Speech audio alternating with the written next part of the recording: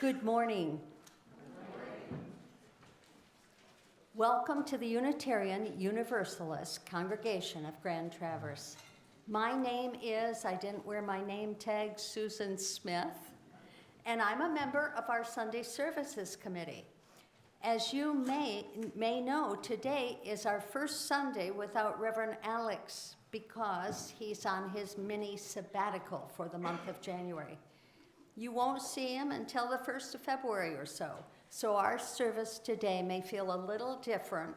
I don't know that I can fill Alex's shoes, but I will do what I can to make it a meaningful service. Here at UUCGT, we practice a wide and generous welcome. Whoever you are, wherever you're coming from, and whatever this week or this new year or this day has placed on your heart, you belong here. This community is strengthened by your presence. We offer a special welcome to families with young children, and we celebrate people of every age, identity, and background. The sounds of children are not a distraction from worship. They are a sign of life and hope among us. This morning, we gather with a particular focus on living our values beyond these walls. Our service today highlights the work of Love Ambassadors and the justice-seeking ministry of JPAC, the Justice and Peace Advocacy Center, reminding us that love becomes real when it shows up in public, relational, and courageous ways. We're glad to be joined by Gladys Munoz as we reflect together on what it means to practice love in action. Whether you're with us in this sanctuary or joining us online, whether this is your first Sunday or one of many, we're glad you're here. If you're visiting today and feel comfortable, we invite you to stand and introduce yourself. A microphone will be brought to you so that both those here and those watching from home can hear your introduction. And if you'd rather not speak, that's okay. Sit back and enjoy the service. Are there any visitors here with us this morning? Gladys, who's not, she's within our warm embrace for sure. Thank you for being here, Gladys.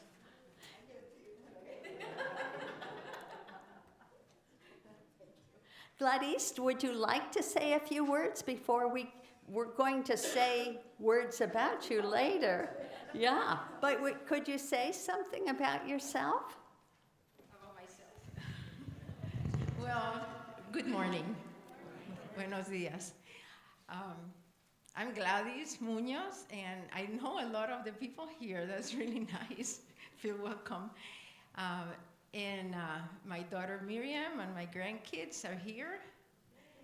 Yes. And I found out that, we have different last names because I keep my maiden name, so people don't connect us as daughter and mother. But thank you very much for welcoming me today. Thank you. Anyone else today would like to introduce themselves? Okay.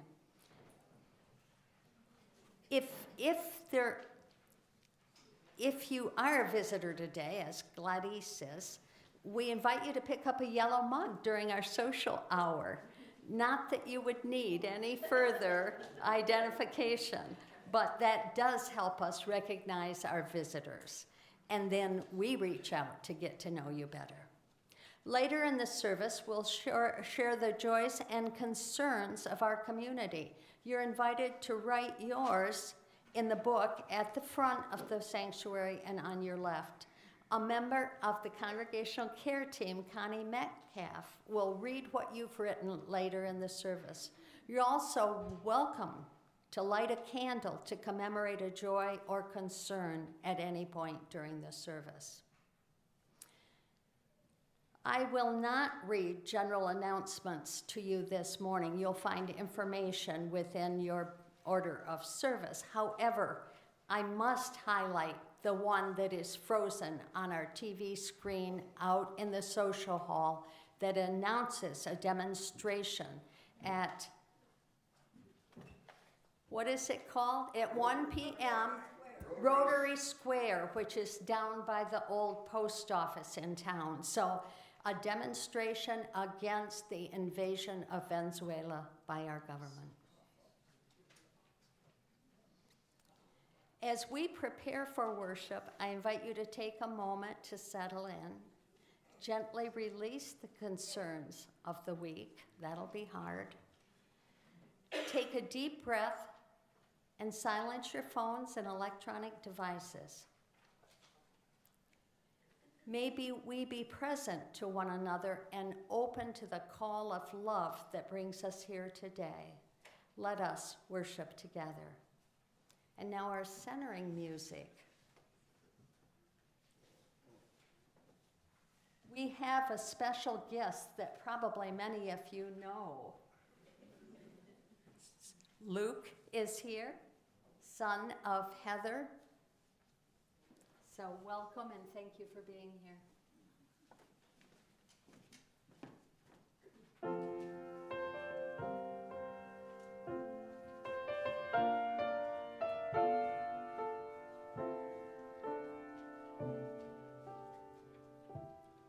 When the bells all ring and the the horns all blow, and the couples we know are fondly kissing.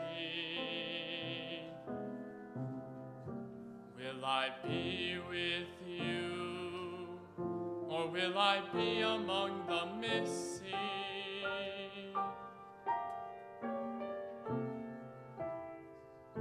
Maybe it's much too early in the game, but I thought I'd ask you just the same. What are you doing New Year's Eve? Wonder whose arms will hold you good and tight when it's exactly 12 o'clock at night, welcoming in the New Year's Eve. Maybe I'm crazy to suppose I'd ever be the one you chose. Out of 1,000 invitations you receive, but in case I stand one little chance, here comes the jackpot question in advance. What are you doing New Year's Eve? Maybe I'm crazy to suppose I'd ever be the one you chose. Out of 1,000 invitations you receive, but in case I stand one little chance, here comes the jackpot question in advance. What are you doing New Year's Eve?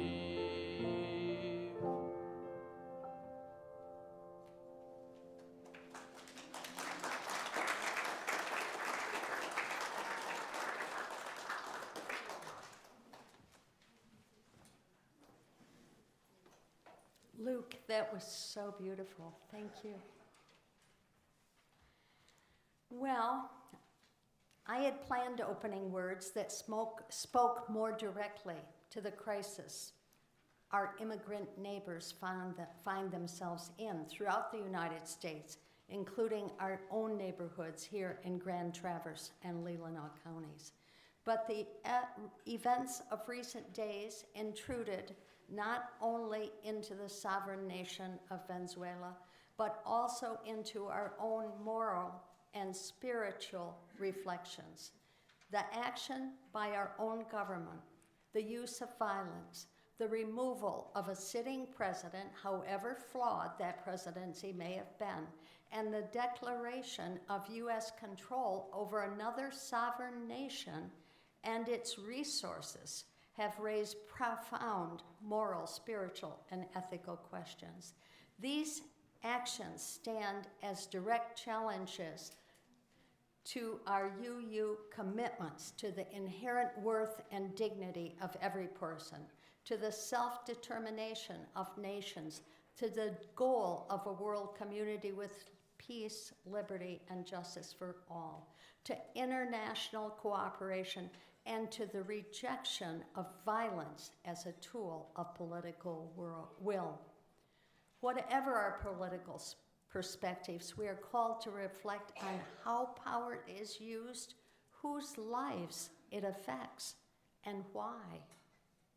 As UUers, we approach this moment with compassion, critical thought, and a fierce dedication to human dignity. Let us hold space today in our hearts for the people of Venezuela. Let us engage in reflection, prayer, silence, and honest conversation rooted in love. In that reflection, consider the terror of people in Caracas, elders, workers, children, at being bombed, viewing explosions and fire in the sky and on the horizon. Consider how terror affects individuals, how it always introduces uncertainty and fear in the lives of individual people. Think about each person wondering when and if things will ever get back to normal. Think about the 40+ people and civilians who lost their life in those bombings, including an 80-year-old woman outside of the capital of Caracas. This is in addition to the 100 people who have already been killed in the attacks on their boats in the Caribbean. Please hold the people of Venezuela in your hearts today, and in the coming weeks, let us raise our voices in expressing our concerns and feelings about this horrendous event. Many, including Spider-Man, have said, with great power comes great moral responsibility. It is the only way that our world can be compassionate and approach justice. And now for the chalice lighting. Flip to the back of your order of service and read with me our mission.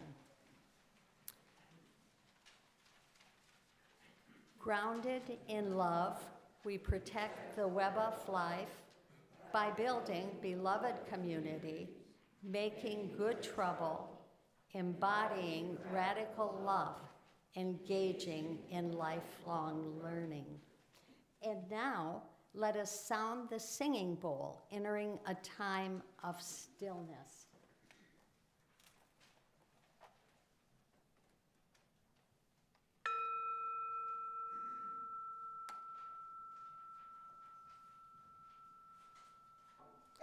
And for our opening hymn, please rise in body or spirit. So we're going to sing our new January hymn of the month called We Are Sunshine in the Streets. I invite you to join in singing when you feel like you're ready. This is our first go-through, so if you want to listen for a version or two, please feel welcome.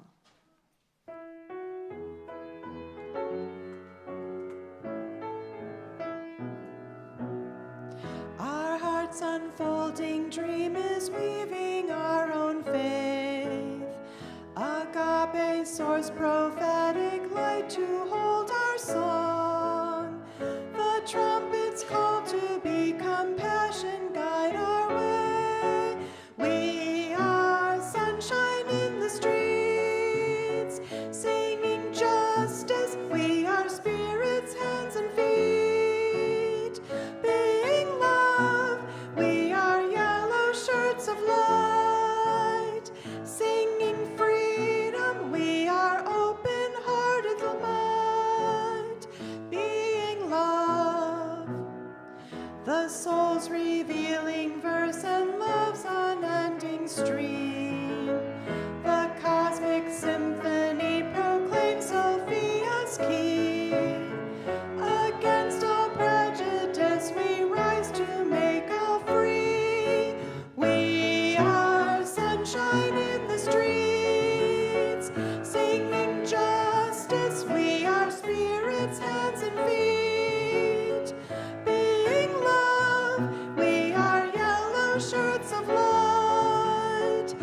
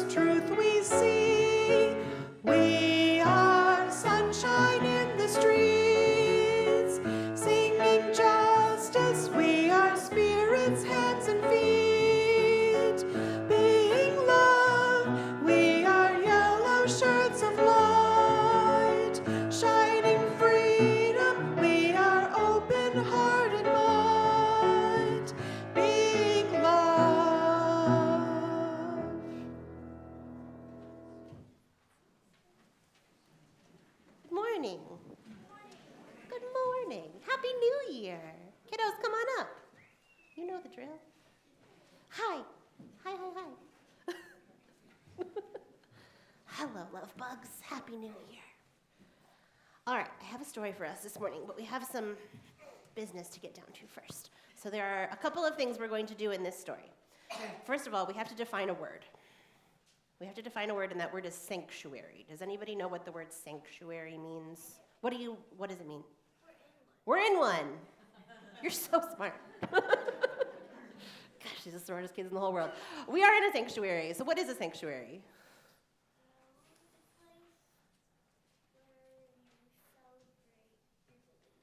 Oh, I love that. It's a place where you celebrate your beliefs. I love that. That's so good. Where we honor what we believe in, where we honor our truth and our values. It's also another word for just a safe place. So sanctuary is a place that we know that we are safe. So our story this morning is about a sanctuary. Our story this morning is also about umbrellas. So when I say the word umbrella, I need you to go like this. Pretend you are holding an umbrella above your head. Grown-ups, you can do it too. I'm covered in umbrellas. That's true. You know what? I didn't even think about the fact that my mushrooms look like umbrellas. I didn't even do that on purpose. All right, so umbrella. Amazing. If I say the word boom, I don't know if you know this, but during a thunderstorm, it goes boom. So when I say the word boom, I want you to shout boom really loud. Let's try it. Boom. That wasn't loud enough. Boom. There you go. And if you want to get really creative with, you can stomp your foot. All right, let's try it one more time. Boom. Yes, love it. All right, last one. When I say the word sanctuary, you're going to whisper sanctuary. So let's try it. Sanctuary. One more time. Sanctuary. Very good. Umbrella. Oh! Somebody didn't have their coffee yet this morning. Umbrella. Boom. Sanctuary. So good. All right, this is my story this morning, friends. Once upon a time, there was a little girl just like you who also had gotten caught outside in a rainstorm. Had you ever gotten caught outside in a rainstorm? Never? Lucky you. I have gotten caught outside in a rainstorm.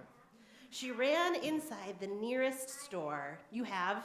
Yeah, it's not ideal if you don't have an umbrella. Oh. You had your umbrella? Grown-ups are on it, guys. You would when it was when you were 2. Did you have your cool dinosaur rain boots on, though? Oh, rats.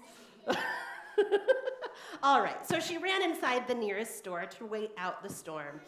As soon as she closed the door. Oh, you didn't have those yet. So you were stuck with. Amazing. All right, so as soon as she closed the door, there was a bright flash and a loud boom of thunder followed. Oh, you got it. I said a loud boom. The little girl knew she would be stuck inside that store for quite a while. She started to look around at some of the different items in the store, and then the shopkeeper appeared. The shopkeeper was the oldest woman the little girl had ever seen. Her hair was white, and her face was wrinkly. The little girl was a little bit scared because she was a stranger. "Young woman," said the old shopkeep, "can I help you with something?" The little girl pointed outside. She was a little too afraid to talk. "Ah," said the shopkeeper, "did you run inside to escape the rain?"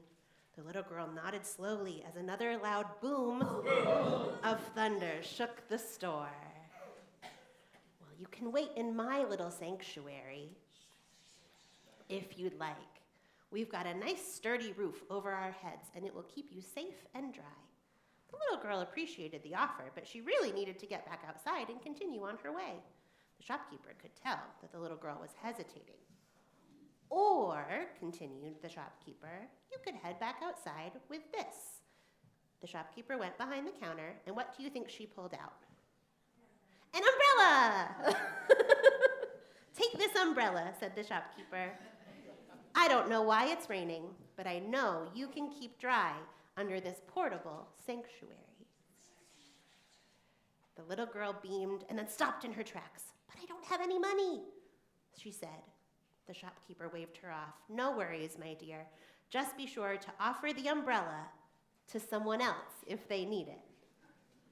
The little girl accepted the umbrella, headed back outside, opened her umbrella, and went on her way.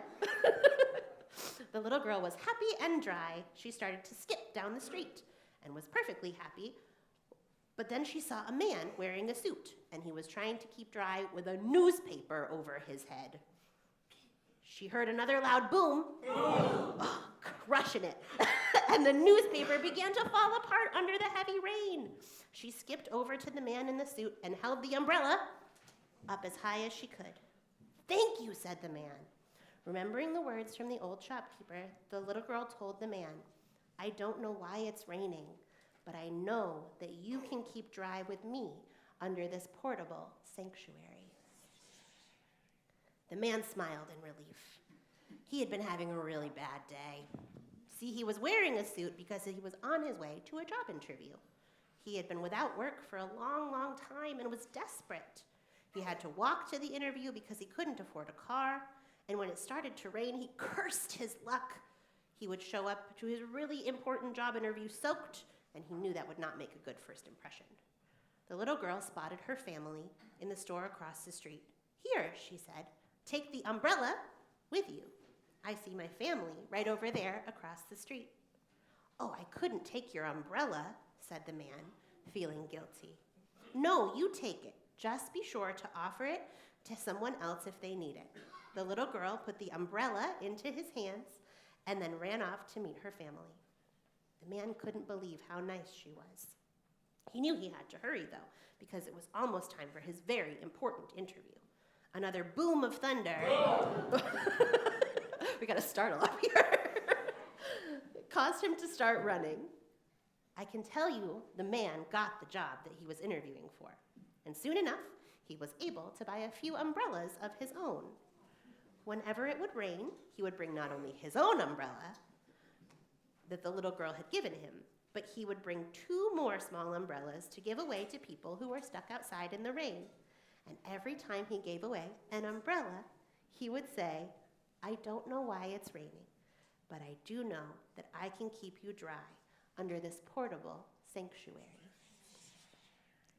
And soon, everyone in their town had an umbrella that they could take with them. And if the townspeople passed by someone without an umbrella, they would give up their own umbrella and pass on the words now known by the entire town. "I don't know why it's raining, but I do know that I can keep you dry under this portable sanctuary." Thank you, my friends. Oh, do we have any friends that would like to help lead our song this morning? Elliot, go ahead.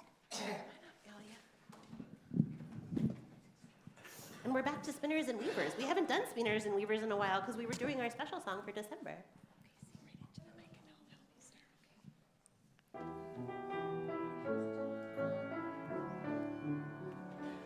We are children of the stars, we are children of the earth, we are spinners and weavers in this web of life, and the joy that we weave reaches out beyond the stars and deep within the center of our being. We are children of tomorrow, we are children of our dreams, we are planners and builders in this web of life, and the future that we weave reaches out beyond the stars and deep within the center of our being. All right, thank you, Elliot. Good job. All right, my friends, let's.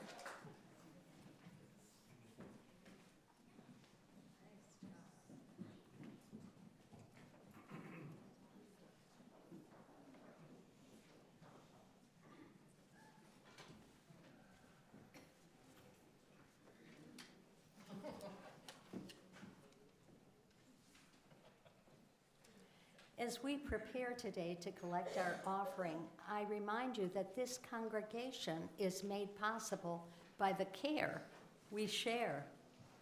It is shaped by your participation and sustained by the generosity that flows through this community. Each gift we offer is a way of saying yes. Yes to our shared values, yes to mutual care, and yes to love made visible through action. This morning, our offering is shared in a special way. Half of all undesignated gifts will support the ongoing life and ministry of the UUCGT, and half will support the justice-seeking work of JPAC, the Justice and Peace Advocacy Center. Today's offering replaces our usual giving structure, allowing us to practice generosity together in a spirit of partnership.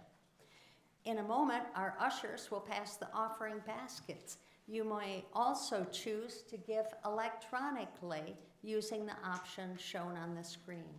However you give, please note in the memo or comment field whether your gift is for your pledge or designated for JPAC. Any gifts that are not specifically designated will be shared evenly, 50-50, between UUCGT and JPAC. For those visiting this morning, and last I called for visitors, I didn't get any takers, but if you're there, feel no obligation as the baskets pass. Your presence among us is already a meaningful gift. And to all who do give, whatever the amount, please know that your generosity is received with deep gratitude. With thankful hearts, we will now receive this morning's offering as we enjoy our meditation music. This song comes from the Plum Village tradition, Tekniat Han, and written by Jody Kessler, and it's a song that I love, and my mom, Gladys Munoz, requested it for today. I hope you enjoy the words. And you could think about this song next time you have a meal, okay? This is a good one for when you're gonna eat. Here we go.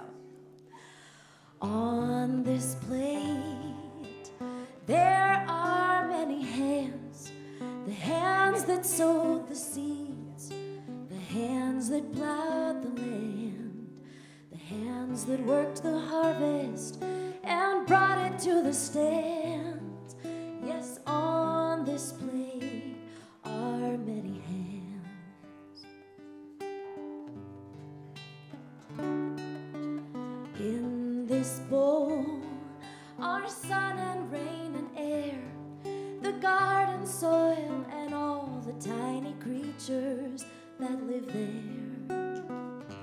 A delicate balance of beings great and small. Yes, in this little bowl we have them all.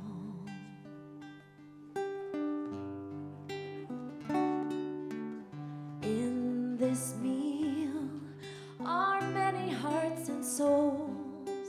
Some may be our family who served it in our bowls. Some may be migrant workers that we will never know, who can't afford to buy the food they grow.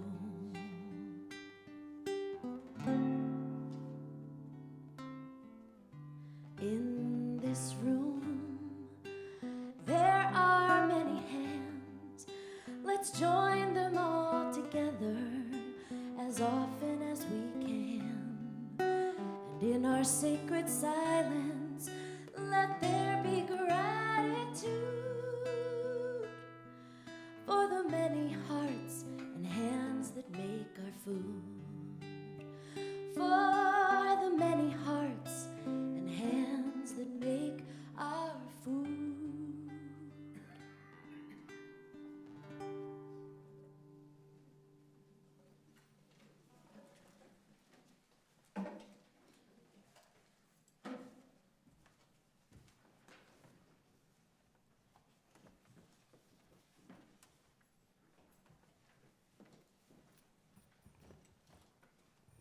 Good morning, friends. If I don't look like Carl, it's because I'm not Carl. He's under the weather today. My name is Connie Metcalf, and I'm a member of the care team here at UUCGT. Are there other care members here today? I see Ann, Jane, Millie. All right, nice showing today. So it is our practice as a religious community to set aside time in our service to name and honor the joys and concerns that mark our lives, the milestones and moments of our lived experience. I will be sharing the joys and concerns that have been offered up to us today to hold on our hearts. If you have a joy or concern that's a bit too heavy to share, I invite you to contact or talk with us after the service with any member of the congregational care team.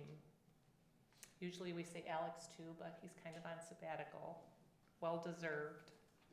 You can identify any of the care team folks by the purple ribbon on our name tags. And you probably know some of us anyways. You can also light a candle at any time during the service or honor your joy and concern during our stone meditation, knowing that you are held in the loving hearts of this community. None of us is meant to travel life's journey alone. So here is what's been offered up today.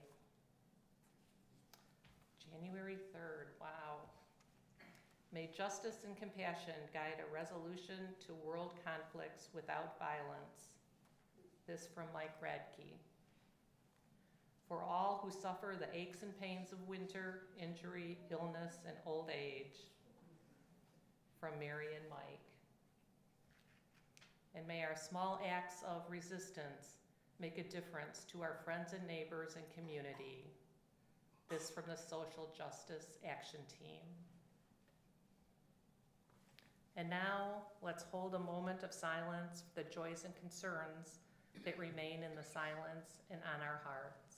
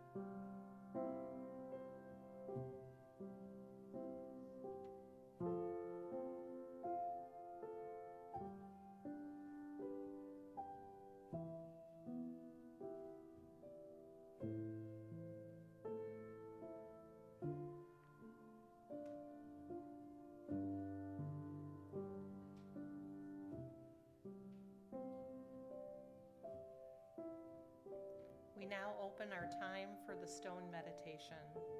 As you feel moved, you're invited to come forward to take a stone and place it in this bowl of water. This is not a time for words, but a chance to bring what is on your heart into our circle of community, trusting that it is held in love and care. As you feel ready, please come forward.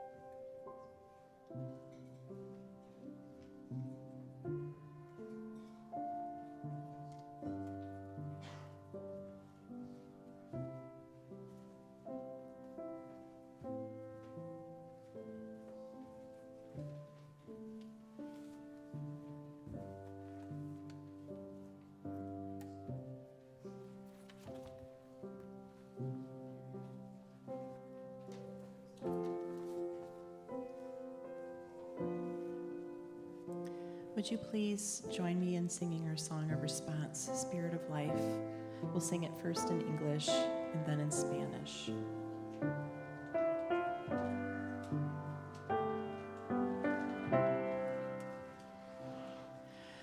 Spirit of life, come unto me. Sing in my heart all the stirrings of compassion. Blow in the wind, rise in the sea, move in the hand, giving life the shape of justice.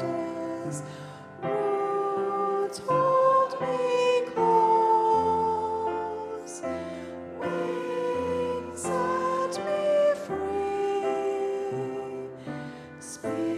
Spirit of life, come to me, come to me. Fuente del amor, ven hacia mí, y el corazón cántale tu compasión. Sopla a volar, sube al mar, hasta moldear la justicia de la vida. Arráigame, libérame, fuente de amor, ven a mí, ven a mí.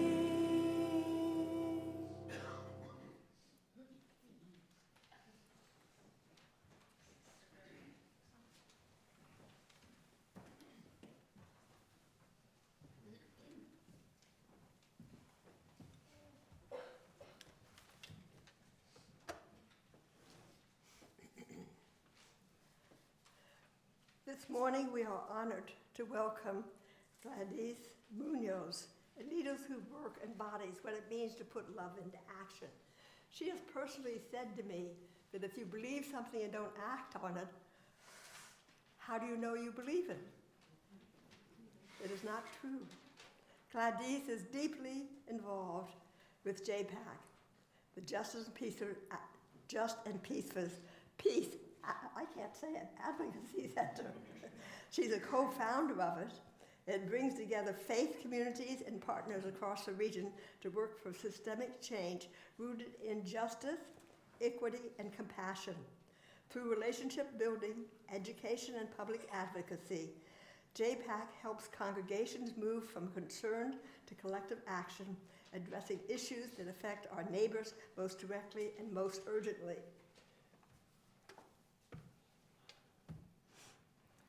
Here at UUCGT, we recognize and celebrate this kind of leadership through the Love Ambassador Award. This award honors individuals who live our Unitarian Universalist values beyond our walls, people who practice courageous, relational, and persistent love in the public sphere. Love ambassadors help us remember that love is not only something we feel or profess, but something we organize, advocate, and show up for. Do action. Gladys Munoz is a powerful example of this spirit in action. Her work invites us to consider how love becomes transformative when it is shared, structured, and contained in this community. Gladys and I have tried to figure out how long we've known each other. It's been for some time. We don't know when it began. Kindred spirits find each other. When we're marching for a protest or standing in line, we know each other, and we have known each other for a long time. It is wonderful to see somebody who doesn't just sit in meetings, but does believe in getting up and doing to really get an award like this. She does not sit and talk, she does. Because of her connections in the community, she's been able to help other people by word of mouth, and the migrant community knows that she is here to help, and she is. If she can't do it herself, she finds people who does, and needs are met. So do you join me in welcoming Gladys Munoz.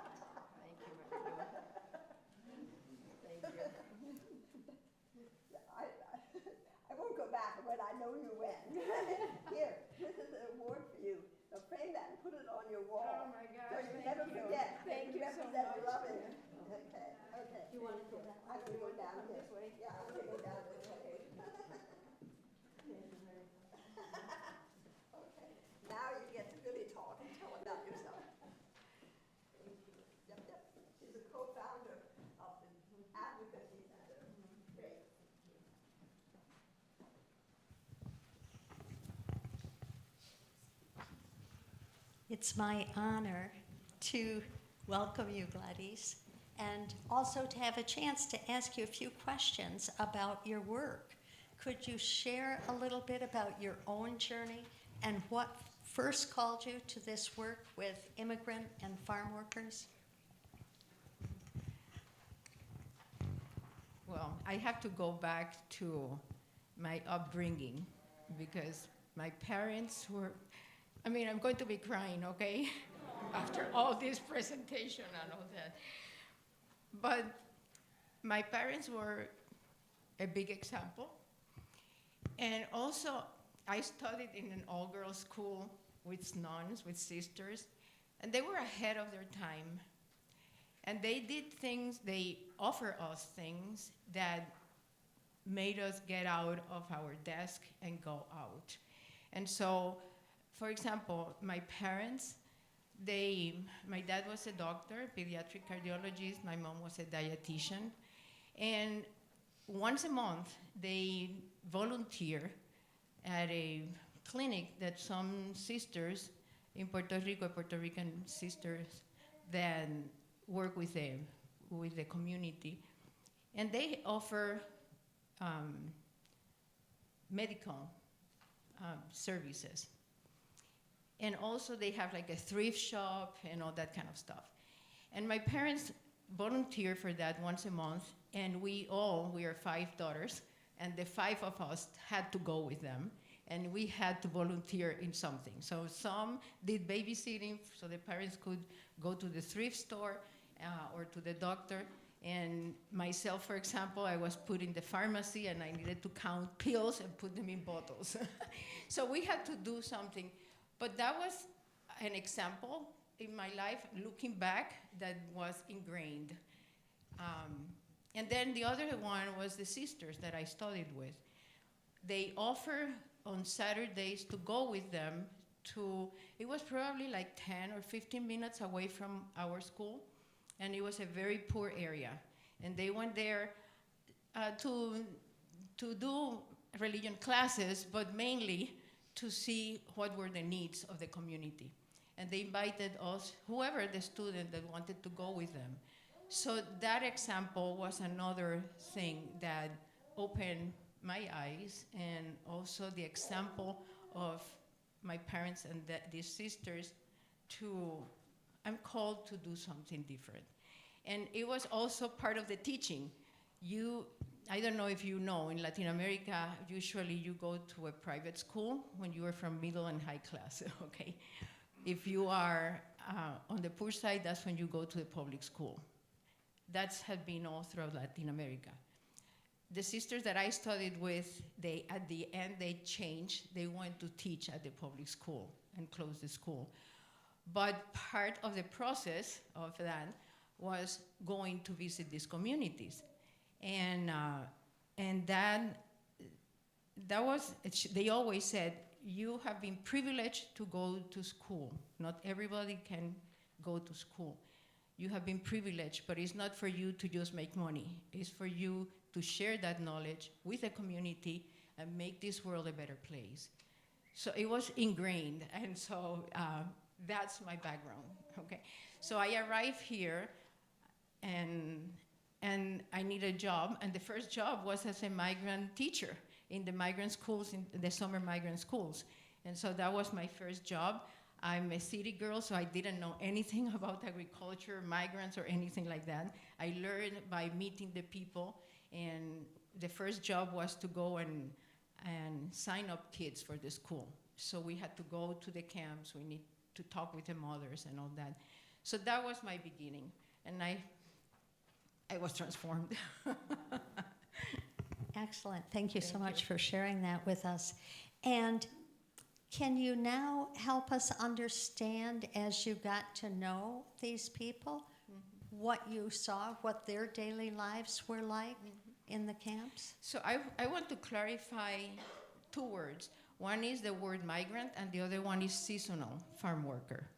A migrant is basically defined as someone that moves from one place to another in search of work, in this case in agriculture, but they need housing when they arrive. They leave their house. The seasonal farm worker usually is someone that lives in the community, have their own home, and then in the season, they work in agriculture. So the needs of both groups are different. The truly migrants need housing, and many times they need transportation, because or they come all together in one vehicle, or they are driven here by someone, so they don't have transportation. And since 2008, the ones that live here but were not legal citizens, they lost their driver's license too. So then now all of a sudden, seasonal farm workers that might not have the status, they also need transportation. So that's one thing. The other one is language. The majority of the people up here, when I moved, they were from Mexico. Now we have a lot of people coming from the last 2 or 3 years from Central America. We have a lot of Hondurans, Salvadorans, we have Venezuelans, we have Cubans, Ecuadorians. So they all speak Spanish, but each one has their own variation of Spanish. And so there's the need still for language services, whether it's at this hospital, at the schools, if you have children and they want to sign them up for the Head Start, for example, that's another place that we do interpretation. So language and transportation, also navigating the system. A lot of people, I mean, I had to learn to navigate the USC, the school setting, the medical setting is different from where we come from, or where even sometimes from state to state is different, okay? But when you're coming from another country, it is very different. And so learning to navigate the system, accompanying the people. I always said we just give the hand until they can walk on their own. The idea is that they will have some skills so they can eventually go on their own. And then in the wintertime, if you're working in agriculture, I don't know, you probably know some of these things, but when in the 60s, there were changes in how you pay and about your time that needs to be paid, like health time or sick time, I'm sorry, or vacation time. That did not apply to agriculture. So the farm workers do not have that benefit, period. So you don't, if it's raining and you don't work, you don't get money, period. Now we have a different change right now with the H2 visas. There's visas for agriculture, for hospitality, for different things, no? Just going to talk about the agriculture. But it's the same thing. They come with a working visa, but they don't have health insurance. So in this country, it's very different from Mexico and other countries where they have health insurance for everybody. There's a basic health insurance. Here, if you don't, you have to pay from your pocket. And you know how expensive it is. So many of you would probably ask about JPAC, many of the where the money goes to is to help pay medical bills. Okay, that's a reality. So what else? I think, yeah. Without sharing anything confidential, can you describe a story or example that illustrates the impact of JPAC on someone's life or family? Well, I want to clarify that JPAC works on a one-to-one basis. We don't have an office. We meet the people where they are. We go to their homes, or we meet at a church or at the library. Sometimes we meet in Myers parking lot. And many times, because I do interpretation, I meet the people there and we just chit chat, and that's where issues come up. And so we connect them with the different agencies. But there was this particular case I want to share. Because I was called to see if we could help, meaning JPAC, could help this woman to go to Chicago and and apply for the passport for her country. It was not Mexican, so it was not in Detroit. They had to go to Chicago. And I said, that's strange. So, well, I called the lady, and I met with her and began talking. And as she was telling me her story of how she had arrived here, I said, oh my gosh, this woman had been trafficked, and she has not realized that. And she was working in a farm, but they didn't allow her to go to the doctor. No one knew who she was. But another woman that was working in the same field, she approached that woman and said, listen, I need help with my eyes, and I need to go to a doctor. And so that woman was the one that connected her with a migrant clinic. And from the clinic, that's when they called us. But with the thing, they didn't even go, neither have the idea nor a thought about trafficking. They only were looking for the help with a passport. So when I was talking with her, okay, all this story came out, and I said, oh my gosh. And she was afraid. She was with her son. She had been abused along the way. And so we connected with people. They went and picked her up while the men were working, and they picked all her stuff off, took her to the shelter here in town. And from there, we began connecting. I'm a co-founder with JPAC. So Father Wayne is the other co-founder, and he does more the immigration aspect.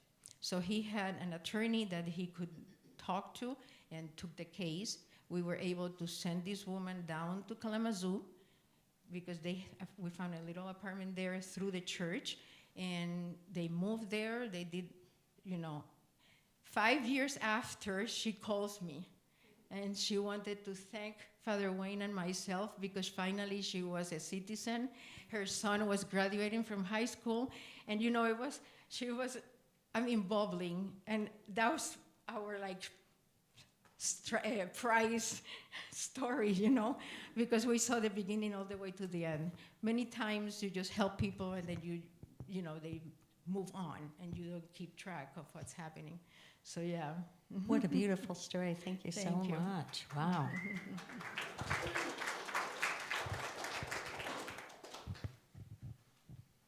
This award lifts up the idea of love in action. How do you understand love showing up in justice work, especially in advocacy with immigrant communities? Well, I think Emmy Lou said what I told her. You know, my faith is very important. And scriptures tells you, I don't know how many times, if your faith doesn't have action, it's no faith at all. So that's where it comes. If you have a belief that we are brothers and sisters and we are one family, you have a responsibility toward that family. And whatever you can do, that's where you're called to do.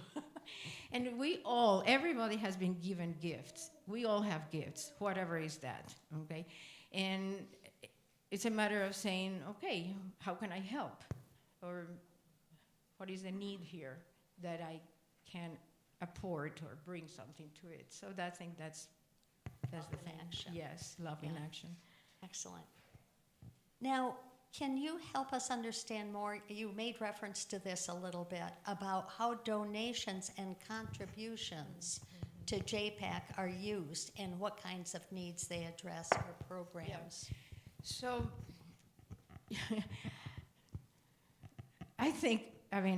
we started, let me give you a little bit of background of how JPAC started.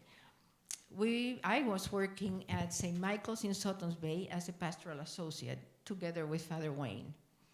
And I had worked already with the migrant community before, but now I'm here. And one day, this man appeared in the church, in the parish, because someone had told him, he was from Alabama, he had come up north with all the family. I mean, grandma, wife, everybody, children, you name it. And they had responded to an ad that said there was work here. But it was at a hotel, and it was a big hotel. When he arrived there, they said, oh no, it's only for one person. It's not for the whole family, and there's no housing for the family. So they didn't know what to do, and someone in the Hispanic community told them, oh, there at St. Michael's, there's someone that speaks Spanish. They might help you. So that's how he arrived. So we heard his story and all this, and we tried to connect the whole family with a farmer. And then Father Wayne brought the story of the family to the community. And the community began sending money. I mean, just out of their goodness of their heart. And so we were using it to help this family. Then eventually, the family moved back. You know, winter comes, they leave. And the money kept coming. But at this time, Father Wayne was going on sabbatical. He wanted to learn Spanish. He went to Bolivia. And eventually, I was also moving out too from that. And I said to Father Wayne, we have this money. We need to do something. We are going to continue helping the community. And we cannot do it all from our pockets. So maybe we need to think about doing a nonprofit. So I found the information about the Michigan nonprofit, and that's how we started. So, but we didn't have much, you know, it was just whatever came, we used. And eventually, I met this young woman who was passing by. She was here for a couple of months, and I don't know where I met her, but she was an angel sent. Because we said, I told her about JPAC and what our thoughts and the needs. And I said, and we would like to do a 501c3, but you know, that takes paperwork, and I can't do that. And, oh, I will help you. So she helped us do all their paperwork, okay? Then I went to the Rotarians, that they have some training for nonprofits, and they were gracious. They gave us a list of people that we could contact. The issue was that I found the attorney that answered my call was this young woman, God bless her. And we explained, and he said, I love this kind of work. I'll do it for free. Oh my gosh. So we became a 501c3. And so there, people, you know, just by word of mouth, we began receiving, and we got a little grant here and a little grant there. And then in 2020, so we have done some fundraisers, but it's nothing humongous. But everything that comes in goes out. As I said, it pays medical bills, heat, car problems, all that kind of stuff. Or going back. Some of them needs the ticket to go back in a bus. And so in 2020, we got a call from an organization down in Detroit called Strangers No Longer, that they had some funding to reach the Hispanic community during this time, because there was a lot of misunderstanding among the Hispanic community about COVID, to reach the community, hand out information, all that kind of thing, and there were some surveys also to do. So we said, sure. So we got this money to do this. We did it for 3 years, and I am really proud. We did a great job. We did a great job, and because we had good people. We have good people that is working with us from our Hispanic community that wants to work with the community, and then also from the Anglo community. We decided it was very difficult to go to camps or houses and find people, but we found out that we have only one big store. Everybody knows the store, TC Latino, no? Everybody comes here to buy groceries. There's people that drive 2 hours to come here because they can buy their groceries, but also they can send their money home, same place. So we asked permission, and we put our little table Friday nights, Saturday afternoons. That's when the majority of the people come. And we did all our surveys there, handed out information. While you're here, this is our phone number. If you need interpreters, this is where the clinic is. We collected 1,200 surveys, okay? So we have great data. And so on the last year, we decided to add a question that we wanted to have information. And it was, what other things, beside COVID, what other things do you see, what other health issues you find in the community? And out of those answers, it boiled down to diabetes. They wanted more information on that, and mental health, which came in different ways. Alcoholism, anxiety, depression. But bottom line, diabetes connects with mental health too, in many ways. So we said, okay, we have this information. We cannot just shelve it, We have to do something about it. So I talked with the women, the Hispanic women that have helped to do all this thing, and I said, why don't we develop something like in Latin America? It's called Promotoras de Salud, promoters of health. Here you call it community health workers. But here, the community health workers here usually have some degree or whatever and work with the health department, or DHHS or things like that. I wanted to provide it to women whether they were documented or not. But that they had a heart for the community and an interest in learning. Those are the two key things. And they have to take classes. So they took, so then we got a grant by here, Grand Traverse Community Action. God bless them too. And with that, we started our Promotora program. So we have 2 already that are trained with the Michigan Community Health Worker Training. And they also have been taking webinars from another organization that trains Promotoras de Salud on mental health, on diabetes, on different other things. So we have 4 people right now, and they are helping also to interpret with the Head Start, going to the families. And so we are excited about that. That is our big project right now with the Promotoras. Yeah. Congratulations. Thank you so much. That sounds like a big Thank accomplishment. You so much. Yeah. As we get near our closing, what hope, invitation, or blessing would you like to leave with us as we consider how we can stand in solidarity with our immigrant neighbors. Well, I think it's a matter, I mean, this community is pretty, have a big heart, open to listen to other people's stories. And also, one of the things that I always say, because I had to learn too, and I keep reminding myself, that we cannot take things in, this is basic communication. What you're listening, what you're hearing from the other person, we cannot think that we understand everything.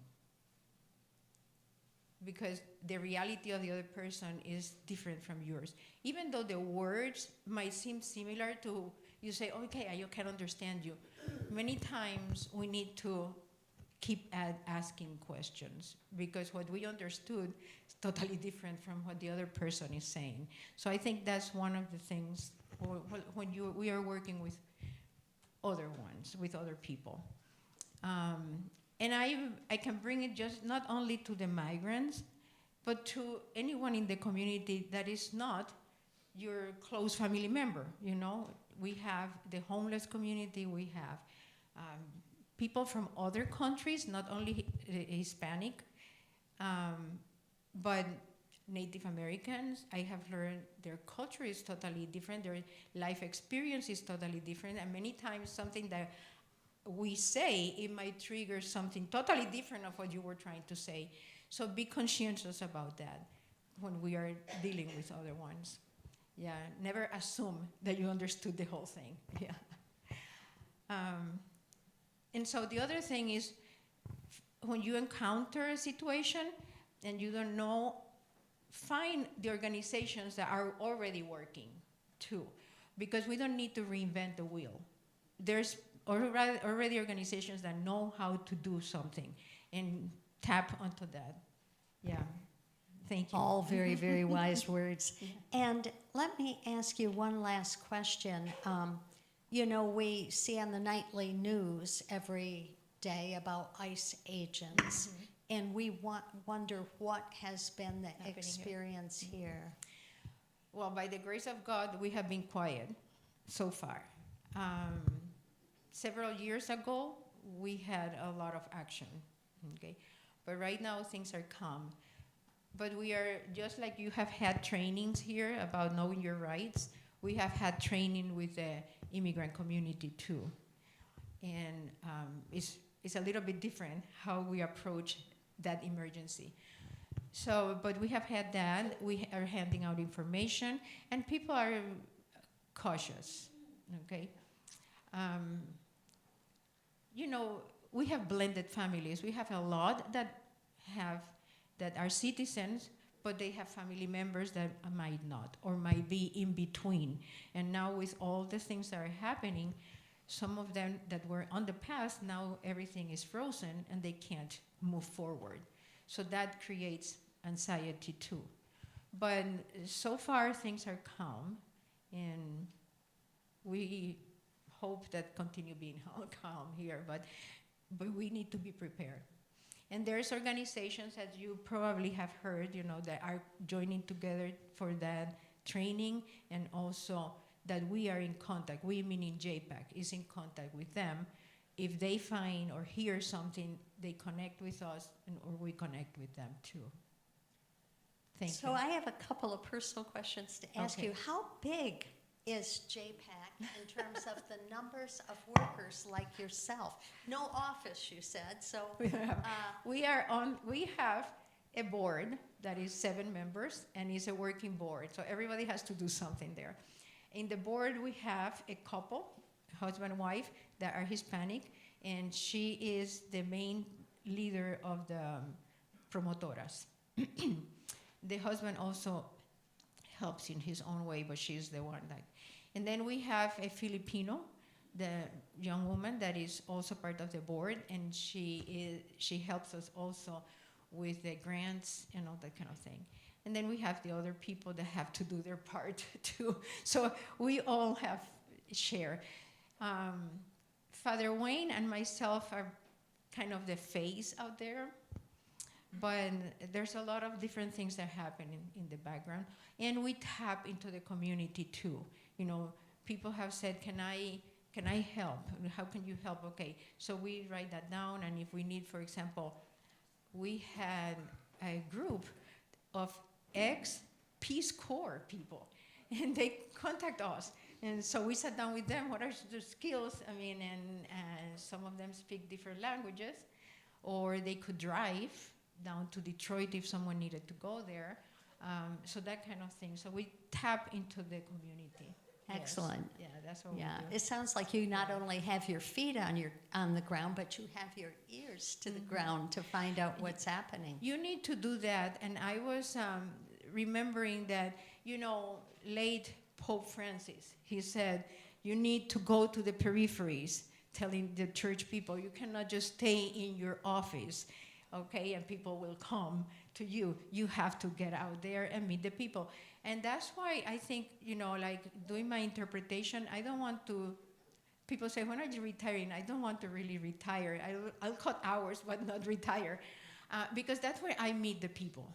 And then that's where you can be there. But sometimes just, you know, just in the store, saying hello, things like that. Oh, that's Yes. wonderful.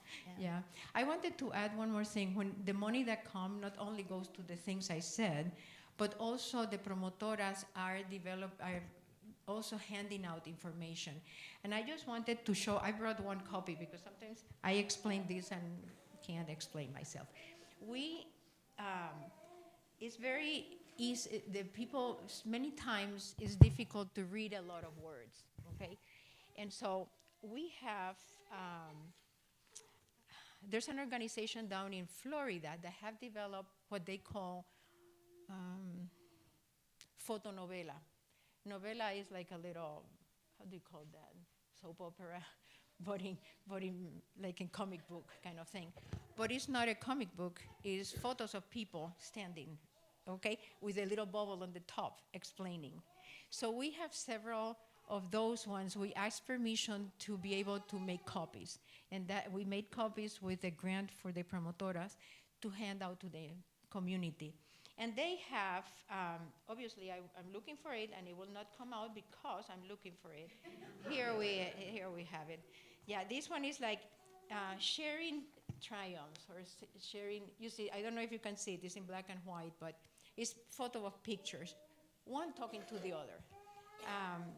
Saying this one is encouraging parents to encourage their kids to graduate from school, okay? This one is how to discipline with love and firmness, okay? Many times we encounter, we all have the same experience that we repeat what it have been done to us, and sometimes was not the best way of doing it. And so this talks about other ways of disciplining your kids. This one is without losing your roots. And it's the story, the mom doesn't want the kids to learn English because they're going to forget their roots. And then eventually the grandma said, you know, they have to go to the doctors and they have to learn and all that. And they finally accept that it's important to learn both languages. So this is another one of these kind of things that talks more directly to their needs and their concerns. So this is where it goes to. Thank you. That's wonderful. Thank you. Thank you for being here today Oh my gosh. and accepting our award. Well, I am humbled by it, but thank you so much because there's a lot of you that are doing a lot of work in the community, and it's deserving for many people too, but thank you so much. And thank you for listening about JPEG.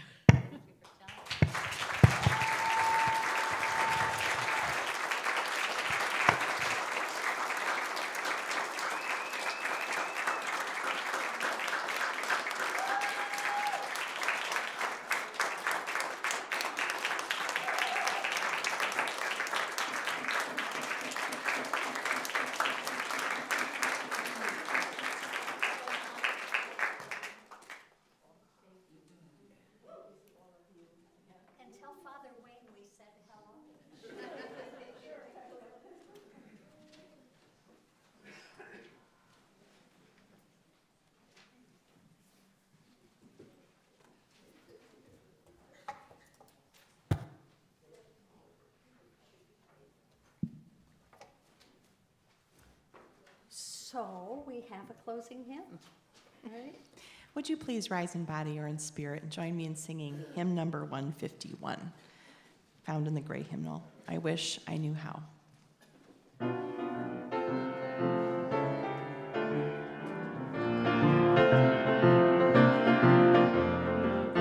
I wish I knew how it would feel to be free.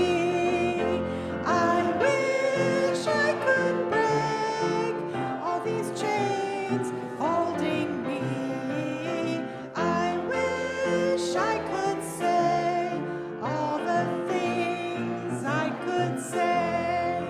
Say 'em loud, say 'em clear, for the whole world to hear.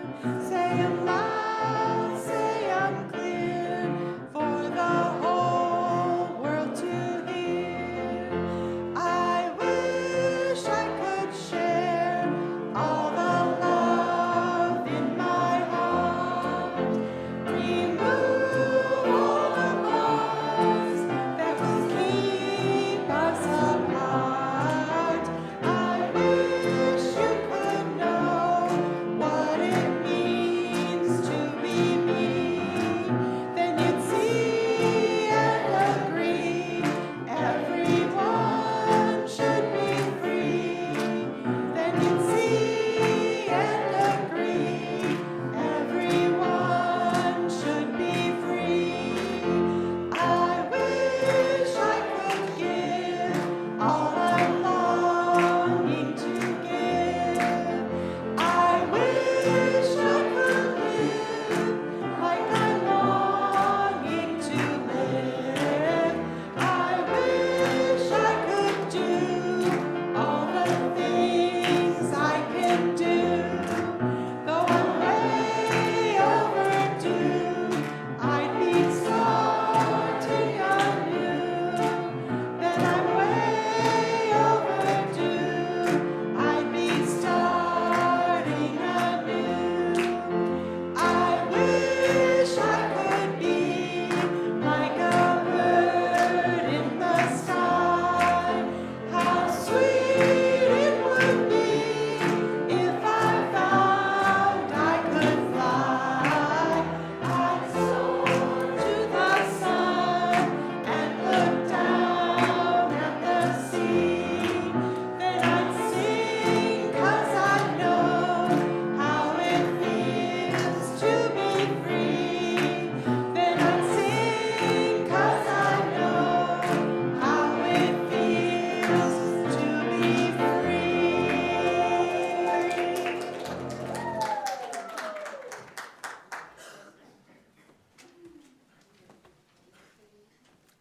For my closing words today, I borrow from Reverend Michelle Collins. She says, in a world that profits from despair, our gathering is a declaration of faith. We declare that joy still rises, that kindness still matters, that hope is not dead. We come to remember we are not alone. May our time together restore us to wonder, strengthen our resolve, and return us to the world as bearers of hope that sustains the work of resistance. May it be so, and amen.